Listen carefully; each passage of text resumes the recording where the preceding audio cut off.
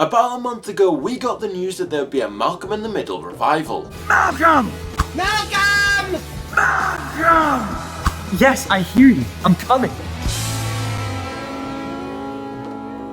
And so with that, I decided to rewatch the series, and oh boy, what a joy it has been. That show was so good. But to the purpose of this video, it got me thinking about the crazy career Frankie Muniz has had. So let's look into it. Frankie Muniz was born back in 1985 to a restaurateur and a nurse in New Jersey. When he was 4, Frankie and his family moved to North Carolina. And at only aged 8, he got scouted after playing Tiny Tim in a local theatre production of A Christmas Carol. From there, he had some minor roles on TV before his breakout role as Malcolm in Malcolm in the Middle. His role in Malcolm in the Middle completely skyrocketed him to stardom. He was nominated for Golden Globes and Primetime Emmys, which is no real surprise as he's so good in Malcolm in the Middle. But this stardom opened the door to so many roles. He became the title role in Agent Cody Banks, he was one of the big stars in Big Fat Liar, and he was even the voice of Stripes in Racing Stripes. Man, these films bring back some serious nostalgia, and he was doing all of this while still appearing in Malcolm in the Middle. After Malcolm in the Middle, Frankie Muniz made it clear that acting in Hollywood maybe weren't all for him,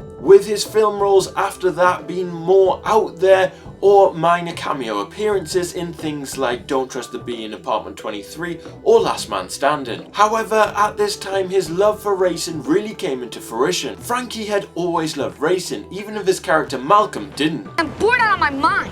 Back in 2001, he got to drive the pace car for the Daytona 500. In 2004, he raced in the Toyota Pro Celebrity Series, finishing 7th, improving to 3rd the following year. After that, Frankie really looked into buying a racing team, but in the end actually became a driver for Jensen Motorsport in 2006, racing 14 races in the Formula BMW series, but unfortunately didn't score a single point that season. However, Jensen Motorsport were actually really impressed with him and actually promoted him to a higher series, and so he raced for them in the Champ Car Atlantic series in 2007, finishing on 41 points in 22nd place. He switched to Pacific Coast Motorsport for the next season and ended up finishing 11th, switching again to Stargate Worlds for the next season and finished 9th, even though his season was cut short by a horrible wrist injury. His racing career then took a brief pause, with him making a living by doing a few cameos like appearing in Preacher for example. But he would return to racing in 2021, making a stock car racing debut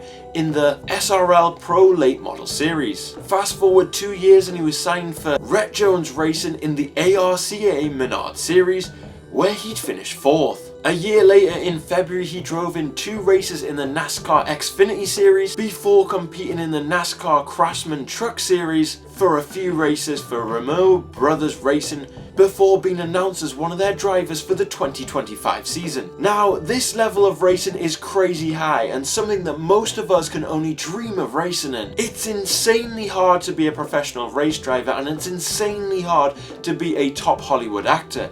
Yet Frankie Muniz has managed to do both. Like, how can one man be so talented? And I'm looking forward to seeing him back in the revival of Malcolm in the Middle.